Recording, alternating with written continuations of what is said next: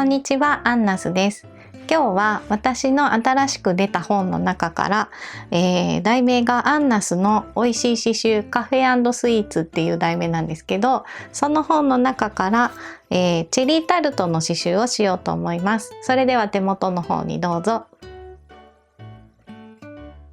はい、今日は新しい本、アンナスの美味しい刺繍カフェ&スイーツっていう、新しい本が4月に、もう出てるのかな、これの更新の時には。発売日の数日前じゃないと本って物がないんですよ。なので申し訳ないですけど、今日はちょっとプリントアウトしたものの表紙をちょっとお見せすることになってしまっています。で、その中のページのカフェメニューって言ってメニューみたいな感じで図案を作ったページがあるんですね。そこのこれですね、ちょっとちっちゃくて見づらくて申し訳ないんですけど、これチェリータルトの上にチェリーが乗っている、そのままですけど、これを今日は刺繍しようと思います。では実際に手元の方にどうぞ。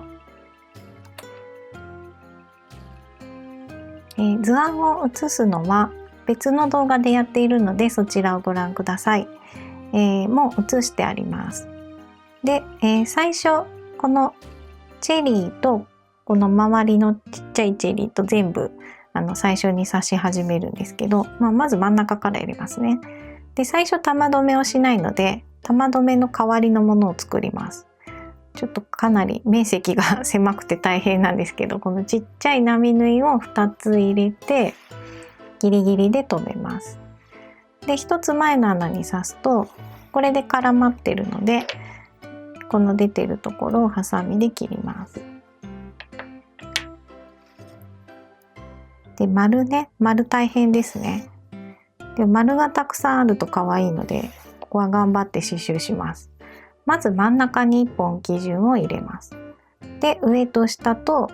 埋めていくんですけど、丸の刺し方はちょっと前に動画で刺し方のコツっていうのをやったので、そちらをちょっとしっかり見ていただくといいんですが、簡単に説明すると、写す時は丸定規とか使って綺麗に写すっていうことと、あとよく本とかだと真ん中に基準を入れて上埋めてから下埋めましょうみたいに書いてるんですが、私もそういうふうに書いてるんですけど、バランスを見ながらこうやって上と下と埋めていくと、これぐらいのサイズの丸だとそっちの方が丸くなりやすいですね。こんな感じで、だから結構下書きの通りに刺すと楕円になってしまう場合もあるから、もう自分が刺しているものをしっかり見て刺すっていう感じにした方がいいです。あと心配になって刺しすぎるとどんどん上と下に広がって楕円になるので、だから上下こうやってバランス見ながらそこそこで終わらせる。ちょっと足りないところは上から足したりとかしつつ、ちょっと下へこんでますね。もうちょっと足します。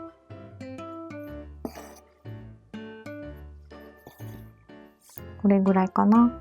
なんか図案は残ってますけど、いい感じに丸になったので、はい、もうこれでやめておきます。で、隣に広げていきます。なんかあんまりあれこれあっちこっちやるよりかは、隣って刺していった方がバランスが取りやすいので、隣に丸を広げていってください。これで一通り全部丸を刺していこうと思います。はい。では丸が全部できたので裏に絡めます。2回ほど絡めるとこれで止まるので玉留めしなくても大丈夫です。で、次がタルトですね。タルトの部分は縦に刺していきます。で、続きをする時も最初の波縫いとかもしないで、こうやって最後みたいに裏に絡めて、これで端から順番に刺していきます。端っこがまっすぐなんで、丸とかなんか楕円とかこう不思議な形はだいたい真ん中に基準を入れるんですけど、端っこがまっすぐになっているものに関しては端のまっすぐを利用してそのまま、ずっと隣に刺していきます。で、ちょっとだけこのタルトってこう放射状に刺していきたいんですよね。だからこのままこう平行に行くと最後ちっちゃい点々になってしまいそうになるので、ちょっとガイド線を入れてちょっと微調整します。だから初めは斜めなんですけど、真ん中あたりはまっすぐで、最後の方もちょっと斜めにしたいのでガイド線を入れて間を埋めると滑らかに放射状の形ができると思うので、いきなり向きを変えると変なんですけど、ちょっとずつ向きが変わっていくっていうのは OK なんで、これでまず間を埋めていきます。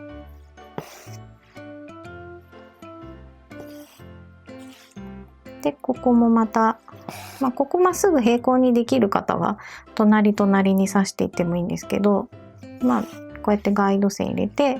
間を戻って刺すみたいな感じで、先にガイド線入れといてもいいです。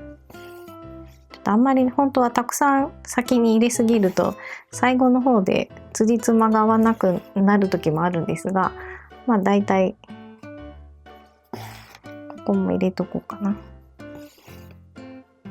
こんな感じでこういきますよみたいなのを作っておいてから間を埋めていきます。はい、ではできたのでこれも裏に絡めます。たくさん絡めると安心ですね。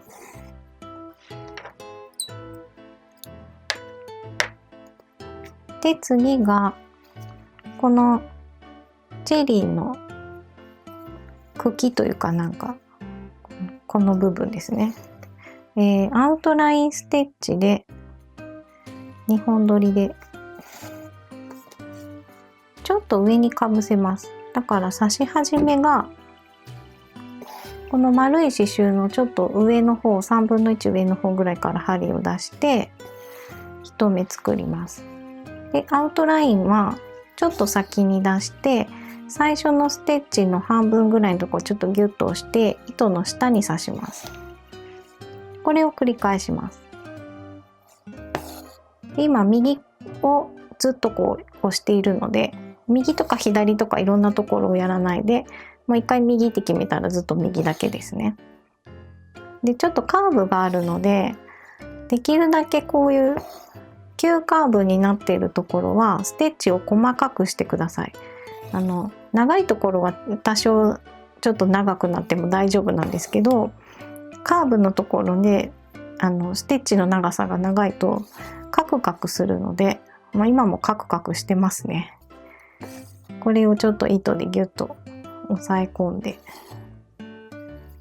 はい、こんな感じです。で裏に絡める時もアウトラインステッチの時はちょっとたくさん絡めるとか、あとサテンステッチのところまで戻ってきてからしっかりサテンステッチの裏で絡めると安心です。これで出来上がりです。ここ今全部赤でやってるんですけど、白でやると生クリームみたいな感じになるので、そういうアレンジとかもいいと思います。色変えるとフルーツ変わったりとかして、それも面白いんで、それでやるといいかなと思います。で、図案を消すときはお水で消します。私が使っているチャコペーパーはお水で濡らすだけで消えるのでこれでいいんですけど、